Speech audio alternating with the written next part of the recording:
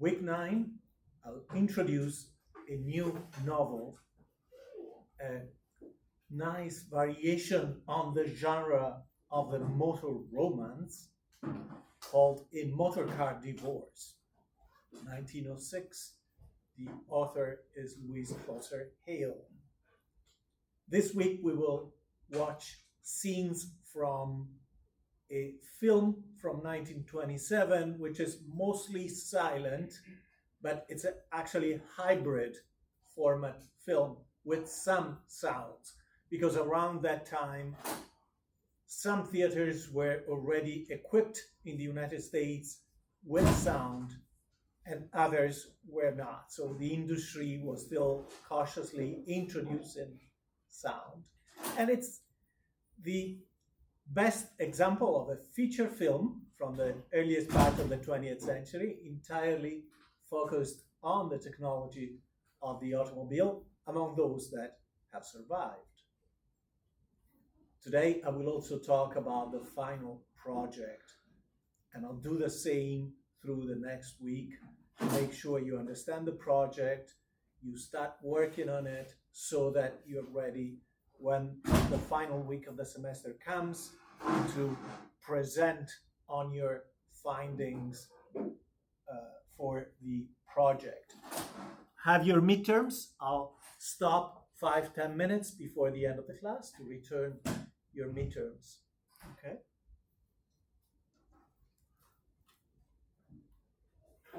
So, of course, this presentation is linked under week 9. And week 9, you also find a link to the page on the format and methodology of the final project, although that link is found in plenty of other places. This is a picture of the author of the book, of course, later on in life. She was born in Chicago in 1872, came to New York as a young person to study acting and to perform. Lived in New York quite a few years and lived the New York scene. She was connected to a lot of artists and intellectuals from that period, visited the Hamptons, visited friends in the Hamptons regularly. And later on, she went to Europe. In New York City, she was best known as the actress that played the part of a secondary character, but one with pizzazz, in a play by British playwright George Bernard Shaw that took New York by storm, so much that newspapers of the time talked about Candida mania from the title of this novel, of this play, which is Candida. Candida is the name of the wife of a pastor who's been courted by a young man who wants to rescue her from the domestic boredom of her conventional role, when in fact she doesn't need to be rescued. At the end of the play, she'll declare that she's choosing the weakest of the two parties between her quote-unquote lover, although there is nothing physical between them, and her husband. And we discover that the weakest is in fact her husband, the pastor. She went, right after that, she went to Europe and was in London, and there you find one of her later novel set up, but it is around this period, before this year 1907, that she actually made a trip to Italy and France with an automobile in the company of her husband, Walter Hale. And that was the inspiration for the novel. In fact, later on in 1915, she published a long article talking about that trip, about the chronicles. But whenever in the book, in the excerpts from A Motor Car Divorce, whenever you find mention of a town, of an inn where the characters stay, that's mostly real life details. You can find the actual hotels, you can find some of the restaurants, you can find, of course, the historic places that the couple will visit. Her husband himself was an illustrator and a writer and got a reputation as an expert on motoring as a different form of tourism. He died much younger than she did in 1917. She went on to have a second career, moving to the West Coast and California, where she acted in about 30 films. And in fact, if you go on YouTube, I've included a link, but if you go on YouTube, you can find her acting. You can find clips where she's acting. She was indeed a good actress and a good writer. Among the books, she didn't write too many of them, but about the novels she wrote, definitely the best one is A Motorcar Divorce, because it caught the culture of the technology of the automobile around the time it was about to become very popular, right? When she caught on this particular trend. The book is about a couple, a prototypical modern couple. She's in her late 20s. He is in a mid to late 30s. There is about 10 years difference between them. They married when she was still fairly young, when she was roughly 17, which is not completely unusual for that time. She was not forced into the marriage, for sure. He is working in advertising, which was a new creative profession. They have a house in New Jersey, and he's commuting to the city. But she's going to the city herself. She's not working, but she's engaged with the New York City scene through social circles, and particularly a club called the Minerva Club, which is a club of feminists, of women discussing women's rights. And this prototypical modern couple, which is very up and coming, very mobile, right? Moving from upper middle class into upper class, this couple chooses to do two things that are representative of modernity. One is getting a divorce, the other is getting an automobile. And the automobile will be the instrument to gather evidence to be presented in front of a judge for a divorce, because mind you, US had divorce in their laws at that time, but you still had to justify the reasons of your divorce. You still had to have a judge acknowledge officially that you had strong enough reasons to get separated and divorced. However, for this particular couple, divorce is a more modern thing because there is no crisis between them. They're still very much in love. She wants a divorce, following the idea suggested by another British writer. British intellectuals were very popular, especially in the American Northeast, right? This period is the period of an Atlantic culture where the American Northeast is leaning towards European trends, especially those coming from Great Britain and, as a distant second, from France. So this British writer, who was nominated for a Nobel Prize in Literature, Meredith, wrote an article saying, marriage is an outdated, obsolete, old-fashioned institution. Permanent marriage should not be allowed any longer. Marriages should have a clause, and this clause should allow the couple to separate after a certain amount of time without any justification provided. So Devlin married 10 years, and she says, as a modern woman, I should be able to regain my independence and live my life as I want to.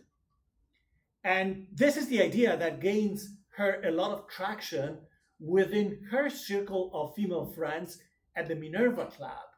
In fact, she uses this idea to get the spotlight, to gain a position of prestige and leadership within that circle. And then she's challenged by one of the members in this Minerva circle, which is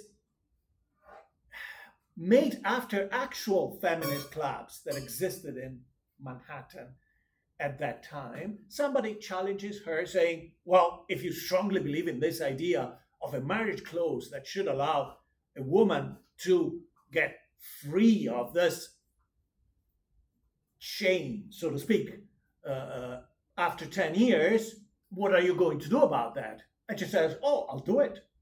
I'll show you. She goes home and he has another idea. He says, okay, you want a divorce, I'll grant you a divorce. Why? Because he loves her, right? Simple, as simple as that. Again, the strong, essential premise to this novel is that there is no real crisis in this couple. And, but he says, you want a divorce, I want an automobile. And they come to this mutual agreement. And since they need evidence to present the judge, she says, okay, we'll take the automobile, we'll have it shipped to Europe. The automobile will be put on a boat and taken on a ship and taken to Naples. And we'll undertake this automobile trip through central and northern Italy and all the way to Paris, because clearly the automobile is such a piece of strange technology that makes people in a different state of mind. And during this trip, I will, she says, I will collect in a book. She goes out to a mall and buys a booklet, a small journal. In this book, I'll write down every abusive word and every example of abusive behavior you'll display during the trip, and I'll present this in front of the judge. Of course, by the end of the novel, they fall in love again, in spite of facing a real, or what appears to be a real crisis. And this booklet, when he will take it from her and open it, will have nothing, no evidence of this. John is the main character's name. Margaret, Peggy, her name. John even agrees that whatever evidence she concocts to bring in front of the judge, he will agree to it as long as it is not evidence of physical abuse, because he says, I've never done that, and certainly I will not do that in front of Europeans. So, modern couple doing two modern things: getting a divorce just to emancipate the wife, and getting an automobile, so that through these two experiences, they can transform, they can take a step in their social evolution and the development of their social persona. They go to Europe. Their potential crisis, which seems very real to her, to Peggy, is that right from the moment they get on the boat, on the ship to go to Europe, and then multiple times during their trip, they spend time with a woman who's a widow. She's fairly young, maybe slightly older than Peggy, but not by much, and she drives an automobile. Whereas Peggy, at the beginning, she's just a passenger on the automobile. He's the one who gains competency with a car and learns how to drive. And it seems like there is a natural affinity based on their mutual interest for technology between John and this woman driving a Swiss car by a company named Martini that closed down, I think, in the 1920s. That was popular at the beginning of the 20th century, had a reputation for quality and reliability. It seems also that this other woman is in some ways a more modern woman, not just because she's fluent with technologies, as fluent as her husband is, but also physically. Remember what we taught when we talked in reference to the play by Testoni about this idea of social hygiene in regards to marriage. Well, this other woman is strong and robust and exudes vitality, whereas Peggy is thin and not as physically powerful or energetic or dynamic, she feels. Of course, as I said, it's mostly a misunderstanding.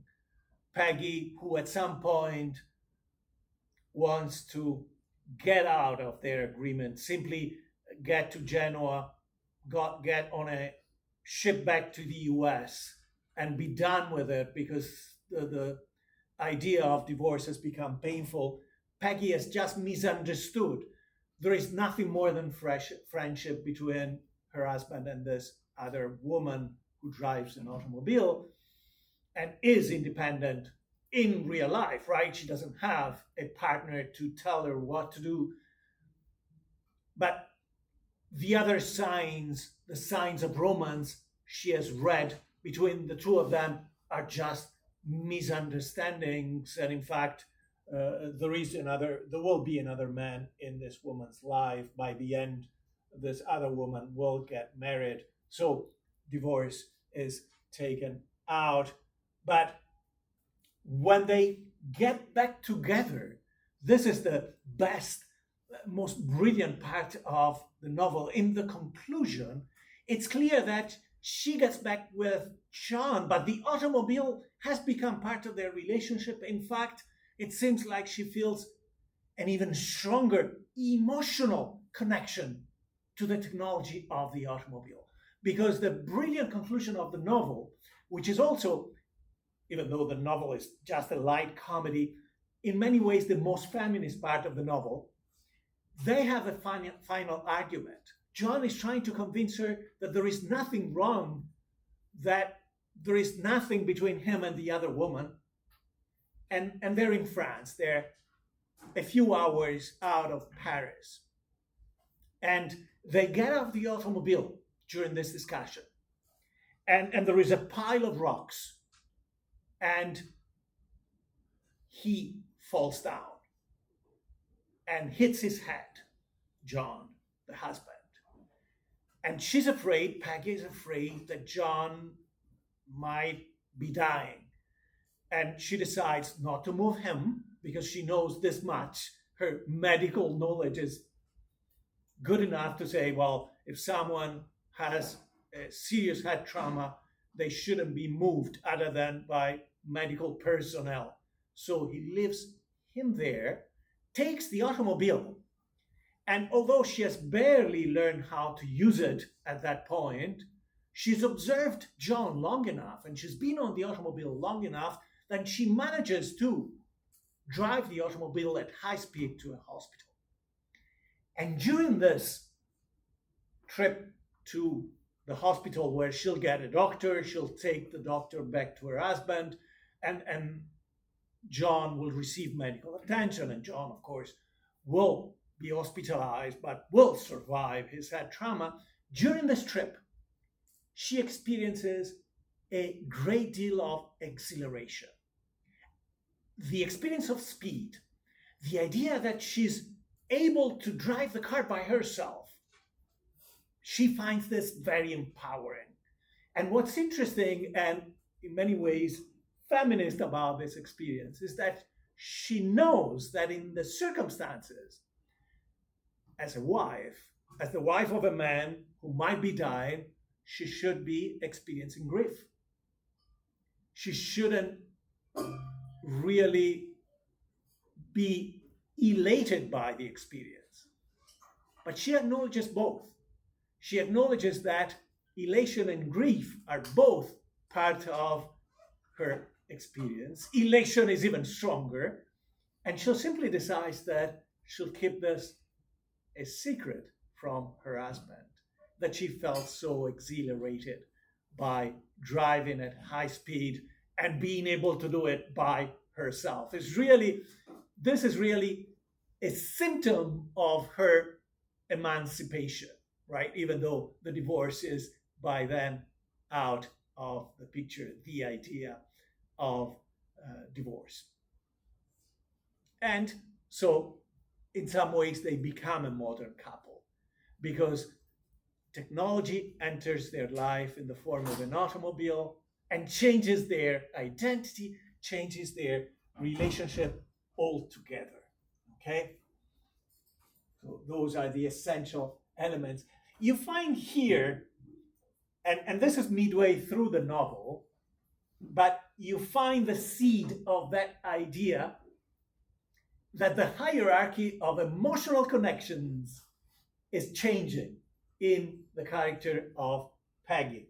When she says there in northern Italy, once the motor car would not figure in it, in my reasoning, in my way of looking at the world, looking at my relationship with John.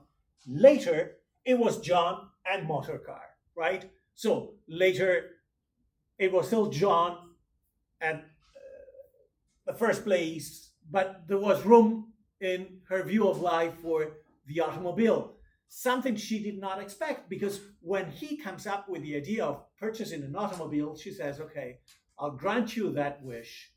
But it's clear that she never liked that idea, that she had not allowed him to entertain that plan or thought of buying an automobile earlier. Now it appears to be motor car and John. Now the automobile is first in terms of emotional intensity in her life, right? That's very modern, very interesting. And there is another way to look at the structure of the novel that makes you understand its novelty. The idea that some of the characters represent the future of humanity, the technological future, the future inside a social ecosystem inhabited by technologies such as the automobile, phone, the telegraph, the plane, etc. And characters that are still attached to the past in their view of life. The future is represented by John because John embraces the technology of the automobile, says, let's buy an automobile, and he learns how to drive it, how to fix it. Okay, we'll see John under the automobile, working on it. And John is a car nut, right? Someone who's taken the intoxication, the bag of automobiling. Mrs. Baring is the woman I was mentioning earlier, the woman who drives the Swiss car Martini, who's a widow, who's independent, who's very, really fluent in the technology of the car, and therefore there is this technological affinity. The characters who are in the past are Peggy, because the only thing Peggy has for her development plans is this idea of divorce. However, she might not even entertained plans for divorce had she not been challenged at the Minerva Club by another woman saying, okay, you support this idea of the marriage clause, of a term-limited marriage, renewable or to be dissolved after 10 years without getting a judge involved, but what are you going to do about it? And it's clear that in many ways Peggy does it because it's fashionable. And Peggy has lived her life trying to be cool, trying to appear fashionable. And the other characters who are steeped in the past are Douglas, who's an artist. They meet on the ship, and then, well, meet Douglas again with Mrs. Baring in various locales in Italy. And he's the typical absent-minded artist whose mind is completely taken by his artistic mission, artistic focus, to the point where he forgets to eat or he doesn't dress appropriately because his mind is always somewhere else. And he, by the end, will get engaged and marry uh, the technological woman. So, in some ways, both Peggy and Douglas are being moved into a complete embrace and adoption of modernity by their partners. And in some ways, they're both creatives because Peggy has a creative mind. Her creativity is not artistic in output, but certainly she lives life creatively with a more poetic mind. And there is another secondary character, Mrs. Gray, who's a single woman of a certain age, not married. She's desperately in love with Douglas, but Douglas doesn't see her, cannot even realize, cannot become aware of Mrs. Gray's romantic thoughts, right? So at the end of the novel, she'll remain by herself. Clearly, the motorists, the ones with a passion for the automobile, and there are other secondary characters like that in the novel besides Mrs. Baring and John, are like a new tribe, a new subspecies of humanity. And cars themselves are seen as a new species, meaning something that inhabits the habitat of the ecosystem of humans and has an interaction that is not completely unidirectional, not completely passive, right? They have an active role in modifying the users. So this is also interesting. And geographically, you can look at the novel and get the sense of the theme of modernity, because this couple and Mrs. Baring herself land in Naples. This is where the trip begins. From Naples, they go to Rome, stopping at various towns. They go up north through central Italy, Emilia-Romagna. Then they go in the direction of the Ligurian region and area, and then they cross the Alps. Well, they go to Turin first, then they cross the Alps and go into France. So clearly, in the representation, in the symbolic representation of this journey, anthropological journey, the south of Italy, Naples, they go to the island of Capri also. This represents an ancestral kind of past, a past that is atavic or atavistic, meaning that it's just an anthropological fossil, right? And Darwin had talked about this. Darwin, in The Origin of the Species and other books, had explained that species undergo constant variations, but within the system, the biological framework imagined by Darwin, there was room for rare exception of living fossils. And these ideas would then be confirmed in the 20th century with the discovery of species that had first appeared on this earth millions of years ago and had not really evolved in any major way ever since. Okay, so they land in an area that represents the deepest, most backward form of the past. And going north, by the time they reach Turin, Turin is the representation of an industrialized city that is pioneering the industry, the automotive industry. In 1906, there were dozens of small and bigger companies in Turin producing cars all over the city, not just outside the city. And the city is visited by representatives of these new tribes of drivers and owners, right? And this idea continues through France.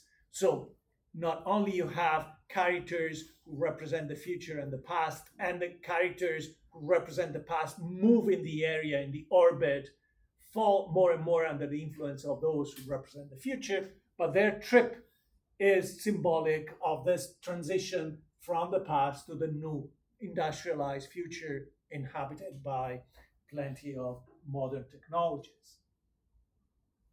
The places that you find in the novel are indicative of the themes. I've discussed the Minerva Club as a feminist club where Peggy absorbs new ideas that she will try to live herself, right? Be the example of acquire leadership finally after playing the part of the submissive wife for the best part of 10 years. She married young, as I said, etc. And again, it's clear that she married to get out of her mother's house and get independent from her mother. The couple lives in Morristown, New Jersey. So the house is like a cocoon for them, right? And in many ways allows them to live a quasi-traditional relationship, but then they both visit New York City. She also visits the malls, what would now be called malls in New Jersey, to purchase various items. Then they get on a steamship to go to Naples, and of course they're traveling first class. And again, they have a social cocoon. They're surrounded by other people who are wealthy and at the same time are looking for things that are popular, fashionable, that are trending in society. Another place where they spend a lot of time clearly is the car itself. They give it a name, they call it the means, because it is the means to an end, the end being the divorce.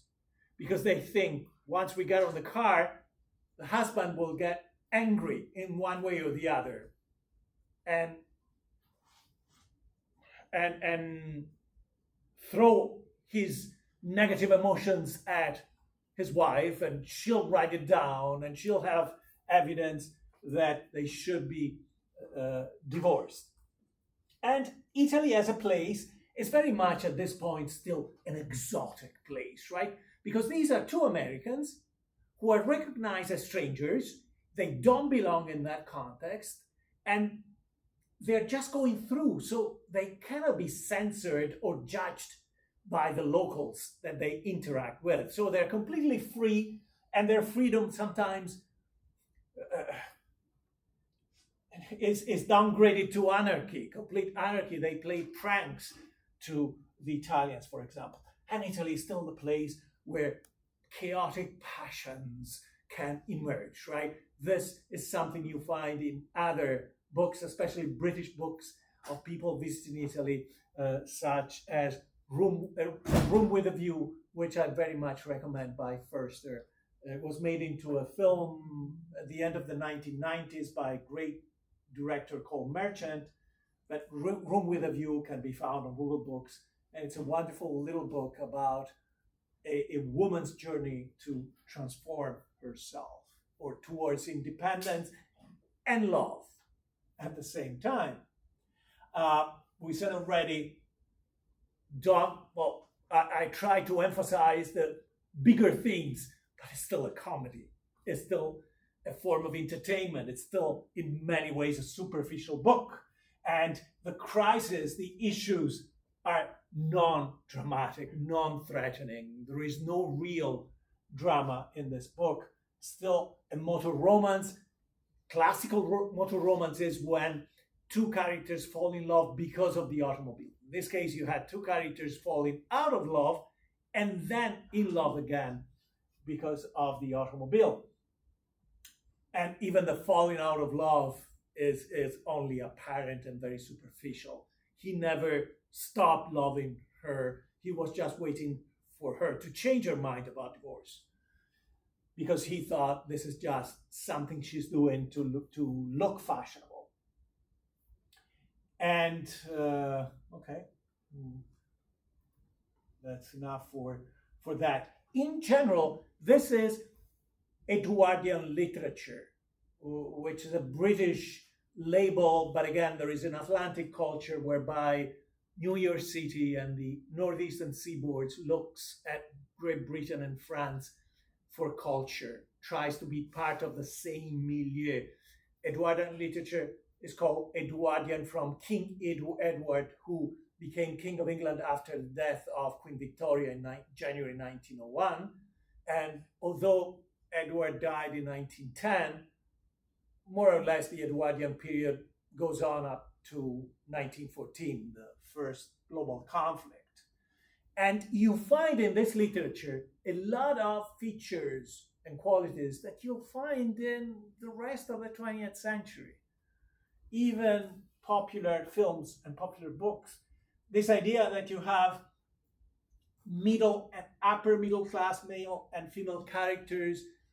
Why middle and upper middle class? Because these are characters without any real issues, financial or social issues, because the novels are about something else, need to be about something else, right? And you find that in a lot of films.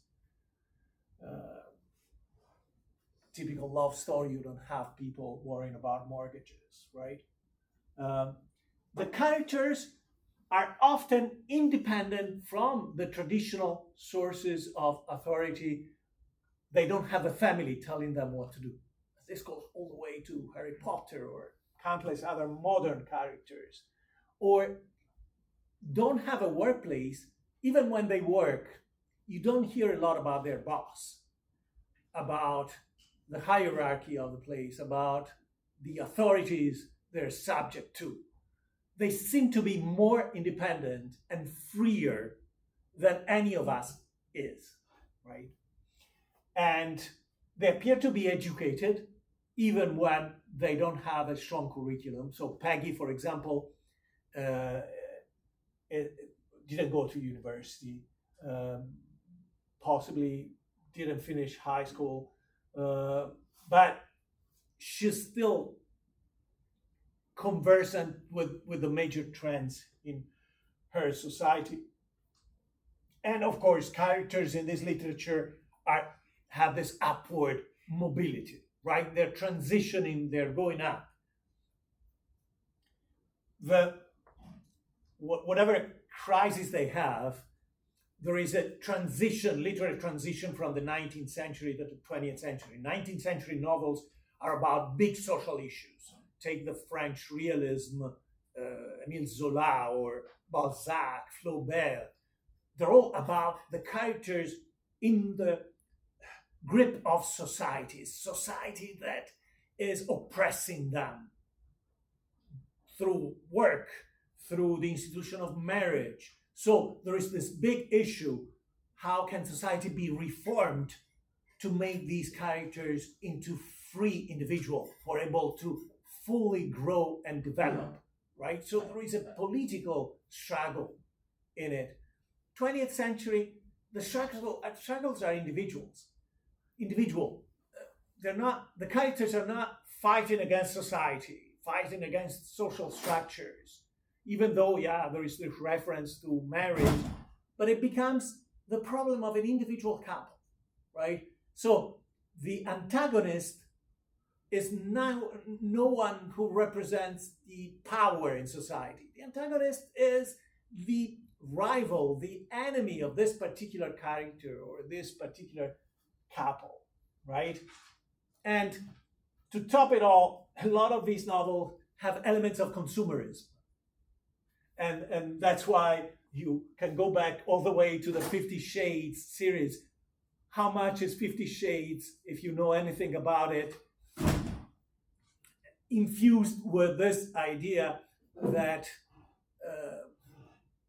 Anastasia is embracing the life of the rich and famous, that he has a penthouse, a helicopter, a villa, that there are expensive items that he buys for her, Christian, right?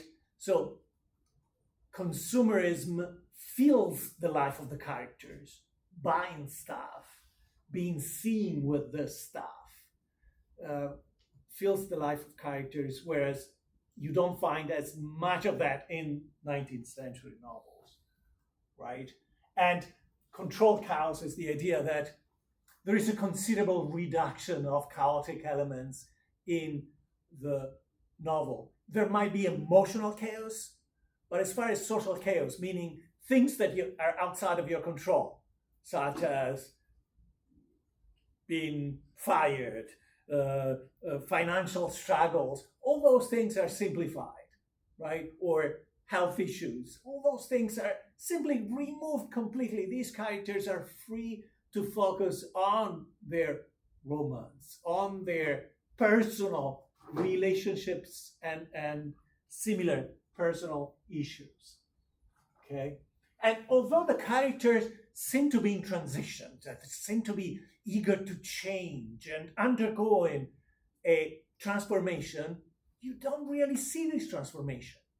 You don't see the inner debate, the process that leads to a decision to change, right? It's all very superficial. And this is true of a lot of fiction, literature, or film through the entire 20th century. So Edwardian culture represents a key moment that transforms the nature of popular fiction in the Western world, right? And the focus is on pragmatic rules and behaviors, meaning the issue is, how should I behave in this situation? What is appropriate and effective in this situation for me as an individual, with no consideration for the rest of the world, or almost no consideration for the rest of the world, right? They go through Italy, they meet a lot of Italians, but they have the most superficial interactions with them, right? Italians are colorful, Italians are poor, Italians are often uncivilized, but they remain in the background. There is no reflection applied to their plight, to their circumstances, right? So the narrative arc is very simple, and drama is often played out through misdirection, right? Drama is without real foundation. Or there are cuts that make you think there is drama, right? As they would do later on in films, by cutting a scene before the scene is resolved, before the alleged drama or issue is clarified to be nothing dramatic. And of course, it's a very external representation of the world of characters. The automobile, the trip are all external props to make the journey, the inner journey of the character clear. Oh, I forgot this warning, this disclaimer, which is essential when you read the novel. Peggy, the protagonist, is not Louise, the author, right? They're two different women. In fact, the voice of the author, Louise, is critical of Peggy often. Peggy is often mocked by the narrative. Peggy is often shown to be superficial, shown to be someone who clings to whatever is popular, whatever is fashionable, or clings to her own misconceptions about the world. And Peggy, in fact, in some ways, is also not the most caring or the most empathic person. She's quite a narcissist, in fact. So make sure you understand that this is a narrative by an older woman. By 1906, Louise was middle-aged by the standards of the time, and a mature woman by all means. And Peggy is a younger character that Louise makes fun of also, has a critical view of, okay? So make sure you understand the irony. The pages are infused with irony. A lot of things that Peggy thinks or says in the novel are there to make fun of her superficial mindset, okay? of course, you find a lot of cliches from the period.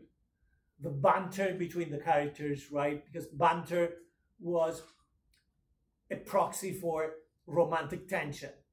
And this is true if you look at movies, Hollywood movies from the 1930s, 40s, even 50s, a lot of banter between characters who are really in love, just to show romantic tension that way through banter, through animated dialogues.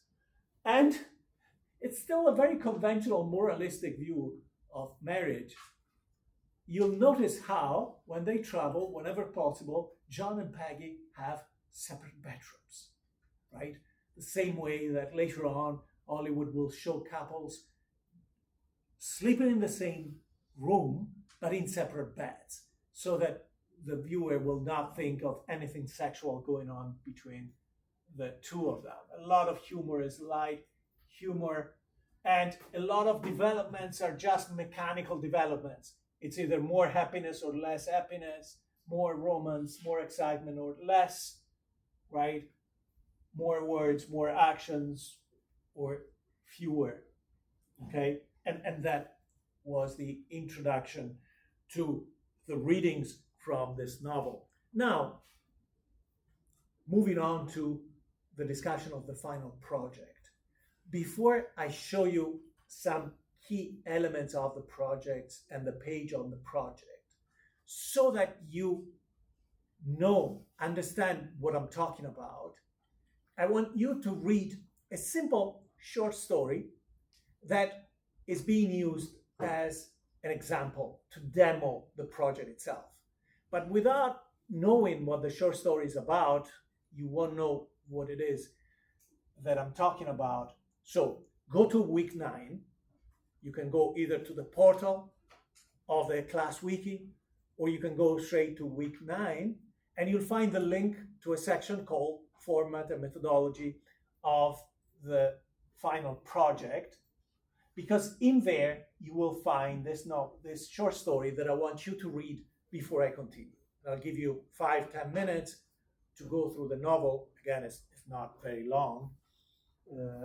And let me show you where you will find it. So this is the place where you end up, whether you go through the portal or which has a link in the go-to section, or week 9. This is the page, Format and Methodology of the Final Project. And in the table of contents,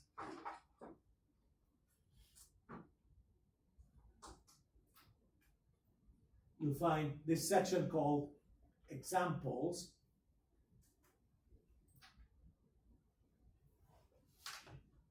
And there are 7 examples that are being given. Number 1 is the one we will focus on, the one that I use myself to demonstrate how to do the project, right? Because the project is not a traditional paper. You'll pick short stories of the automobile and you classify them and catalog them following a simple template. And before I show you the template, I want you to find this section in the format page and click on the link. When you click on the link, you're taken to Google Books and you can find this, and I can show you how short it is. Let me get rid of this. Put this so it's 2 pages and 2 half pages really. Okay, so go find this short story about an American couple that gets their first new car, and then we can talk about the project, imagining this would be one of the 2 short stories that you're supposed to treat according to the template. Let's talk about the short story. First of all, we recognize this to be a short story, right? To be a work of fiction. You have fictional characters, you have a beginning, a twist, a central part that moves the story through an arc, and you have a conclusion. you can also, I hope, recognize that the automobile is central to the story. And that's the first criterion that you need to have in mind. We need, for the project, a story that has the automobile as a central element, not simply a story where at some point one of the characters will take a taxi cab or a car to go from point A to point B. Not a story where the car is just a prop, an accessory. Here, the car is really crucial to the development of the story. In fact, it is the best example, or one of the best examples you can find, because it's the story of the purchase of the first automobile and a couple's reaction to it. It begins with an almost philosophical statement about the acquisition of technology. At last, our happiness is complete.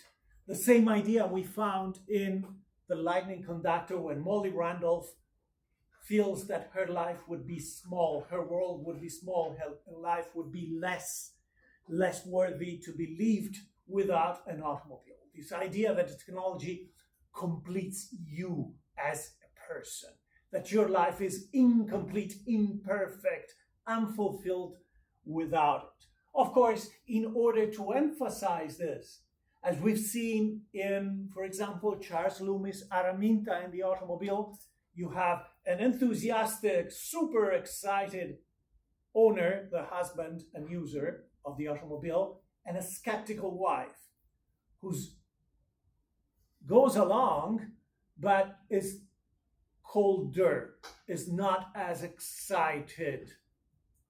The twist is that this car is not the marvel of technology it was supposed to be, is not as reliable, because the initial promise in the anticipation is that this automobile was not like all the others, was much more reliable, and it breaks down, suffers a breakdown, multiple breakdowns from the very beginning.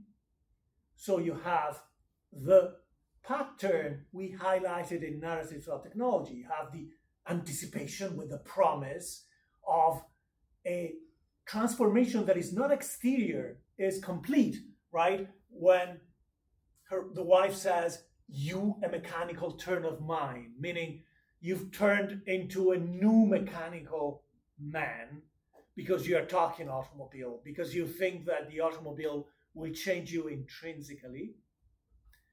Through the phase of seduction and fascination, you have then the phase of immersion, when finally the couple goes out on an automobile trip.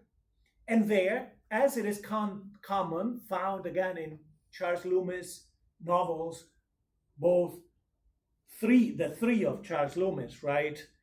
Starting with Araminta and the Automobile, all the way to the Christmas Extravaganza. And the conclusion, interestingly, is the rejection of the technology. The car will be returned. You have secondary characters, such as the neighbor, which are essential because the automobile is a way to portray a new persona, a new evolved, developed, socially developed persona, and it fails, right? So what do we do with this kind of content? Still in the page format and methodology of the final project, you find the complete treatment. Let me go back to the table of content to find it. Right under examples, you find the full example of the treatment of a short story following the suggested template. And this is what you can use. And there are plenty of suggestions, but I'll show you directly what was done. The first, and I'll go as slowly as we need. I can continue on Thursday to illustrate this, but feel free to interject with and interact me with questions. So the first section of the template for the treatment of a short story is the following.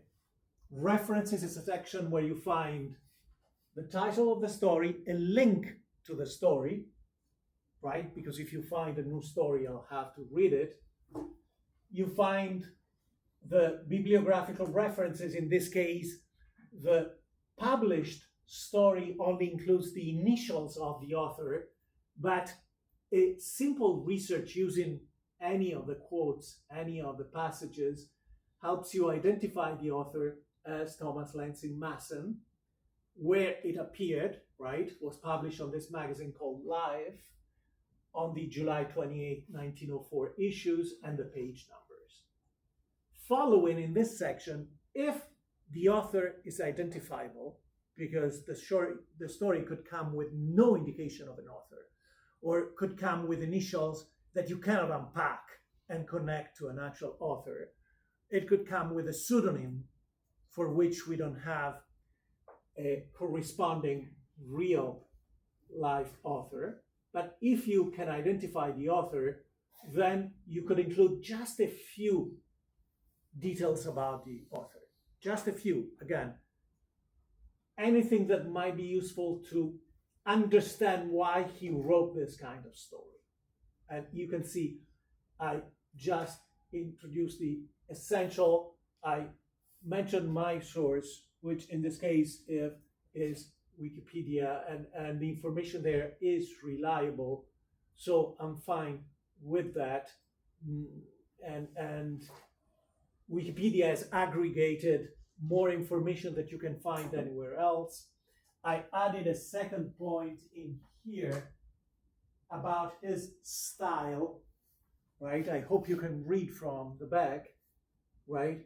That his typical fiction was humorous pieces, and he published them, like others, such as Loomis, both in magazines and books. I also added, and this is something that you want to research for any of the stories you include in your project, that the story was in fact published in other places, in this case in a book, and that's how I identified the author. In the book, the author is named Tom Mason, okay, even though his full name is above, and I added a link.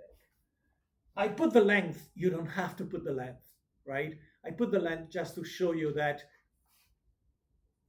this is as much as would be required for this section, but in some instances, you might have less, right?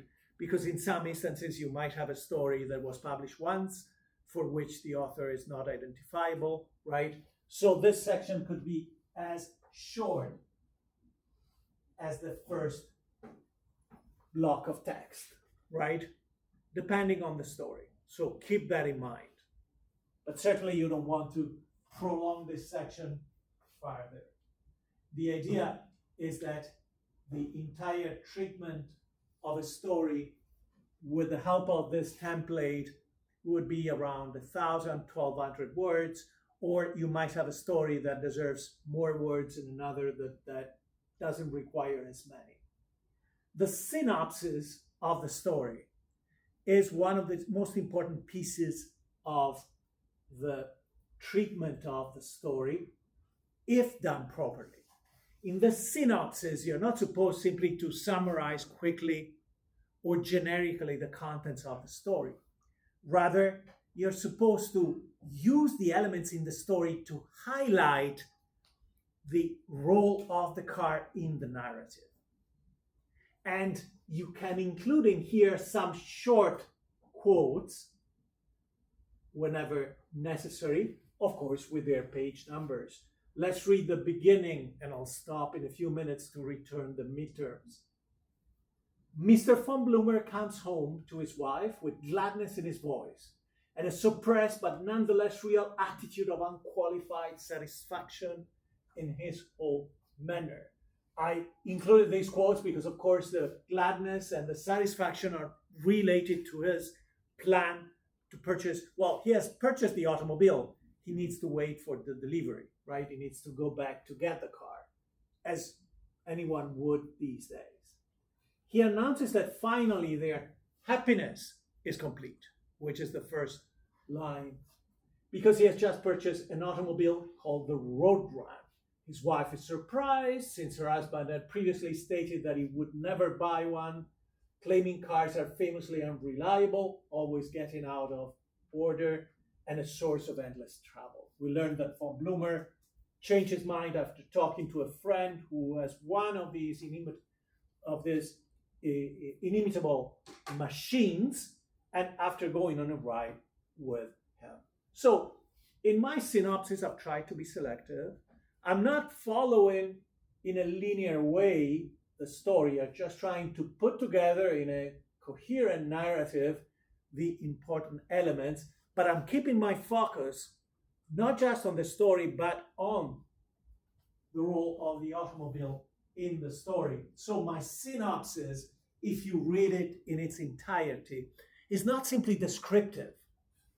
It furthers the reader's understanding of the story, so that one, even without or before reading the story, the reader understands what the story is about as a story. Two, the reader understands how much the automobile is relevant to the development of the narrative arc of the characters.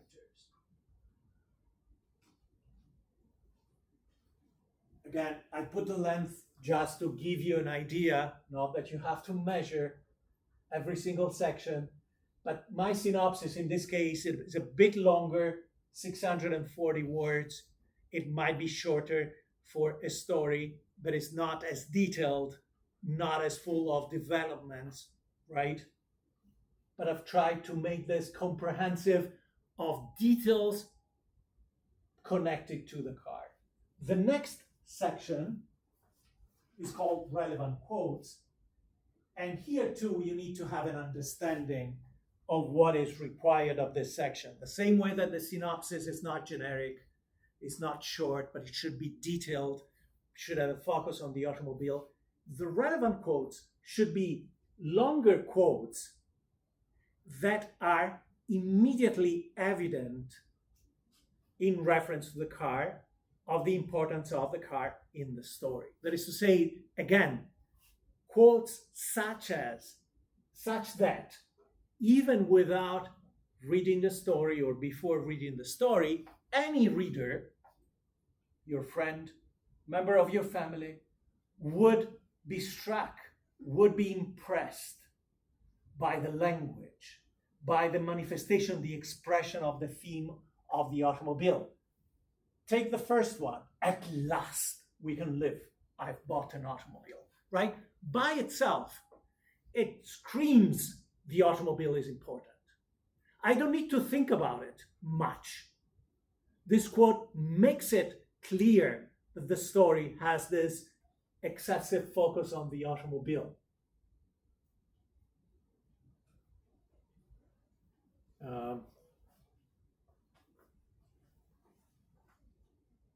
Take this one.